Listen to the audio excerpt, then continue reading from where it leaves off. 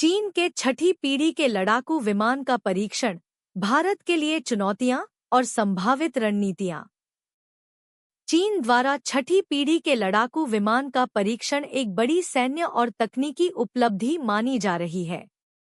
यह कदम भारत के लिए चिंता का कारण बन सकता है, क्योंकि यह चीन की वायुसेना को एक बड़ी ताकत प्रदान करेगा। छठी पीढ़ी के लड़ाकू विमान में आधुनिक तकनीकों का उपयोग किया जाता है, जो इसे पांचवी पीढ़ी के विमानों से कहीं अधिक उन्नत बनाता है। स्टील्थ तकनीक, यह विमान राडार पर आसानी से पकड़ में नहीं आता। आर्टिफिशियल इंटेलिजेंस (AI) का उपयोग इसे आत्मनिर्भर और ज्यादा सटीक बनाता है। हाइपरसोनिक गति, यह विमान ध्वनि की गति से कई गुना तेज उड़ सकता है। ड्रोन नियंत्रक क्षमता, यह विमान बिना मानव पायलट वाले ड्रोन को नियंत्रित कर सकता है। साइबर और इलेक्ट्रॉनिक युद्ध प्रणाली, यह साइबर हमलों और इलेक्ट्रॉनिक जामिंग में सक्षम है। भारत के पास इस चुनौती से निपटने के लिए मुख्यतः 3 प्रमुख विकल्प हैं। 1. फ्रांस के साथ सहयोग। भारत 2025 तक पांचवी पीढ़ी के इंजन के लिए फ्रांस के साथ सहयोगी उद्यम पर समझौता कर सकता है। यह कदम भारत के भविष्य के उन्नत मध्यम लड़ाकू विमान (AMCA) परियोजना को मजबूती देगा। लाभ: आधुनिक और शक्तिशाली इंजन तकनीक प्राप्त होगी। भारत और फ्रांस के बीच रक्षा संबंध और प्रगाढ़ होंगे। भारत आत्मनिर्भरता की ओर बढ़ सकेगा, जिससे लंबे समय में रक्षा क्षेत्र पर विदेशी निर्भरता कम होगी।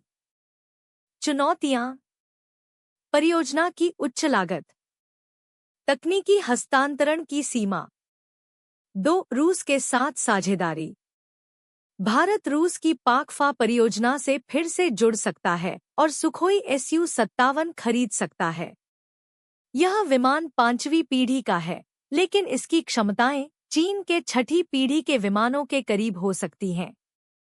लाभ: रूस के साथ पारंपरिक रक्षा सहयोग को पुनर्जीवित करना, कम समय में उन्नत विमान तकनीक हासिल करना। लागत अपेक्षाकृत कम हो सकती है। चुनौतियां: रूस पर तकनीकी और गुणवत्ता को लेकर संदेह। चीन और रूस के बीच मौजूदा घनिष्ठ संबंध। पश्चिमी देशों की नाराजगी।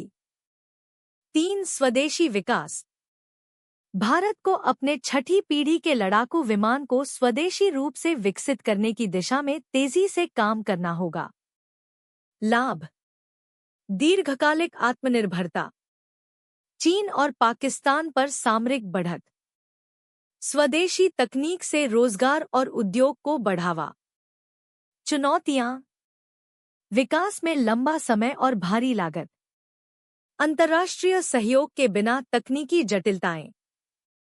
अन्य रणनीतियां: ड्रोन और AI क्षमताओं का विकास। चीन की तरह भारत को भी मानव रहित ड्रोन और आर्टिफिशियल इंटेलिजेंस आधारित हथियारों पर जोर देना होगा। साइबर सुरक्षा, इलेक्ट्रॉनिक और साइबर युद्ध क्षमताओं को मजबूत करना भी आवश्यक होगा। अंतर्राष्ट्रीय सहयोग, अमेरिका, इजरायल, जापान और यूरोपीय देशों के साथ रक्षा समझौते और प्रौद्योगिकी साझेदारी बढ़ाई जा सकती है। भारत को क्या करना चाहिए? भारत को अपने दीर्घकालिक लक्ष्यों के लिए स्वदेशी परियोजनाओं पर ध्यान केंद्रित करना चाहिए, लेकिन इसके साथ ही फ्रांस और रूस जैसे देशों के साथ रणनीतिक साझेदारी को भी प्राथमिकता देनी चाहिए। समय के साथ आत्मनिर्भरता और अत्याधुनिक तकनीक के विकास पर जोर देना ही चीन की इस नई चुनौती का सबसे प्रभावी उत्तर होगा। भारत का यह संतुलित दृष्टिकोण न केवल इस चुनौती का सामना करेगा, बल्कि वैश्विक स्तर पर भारत की रक्षा शक्ति और रणनीतिक स्थिति को भी मजबूत करेगा।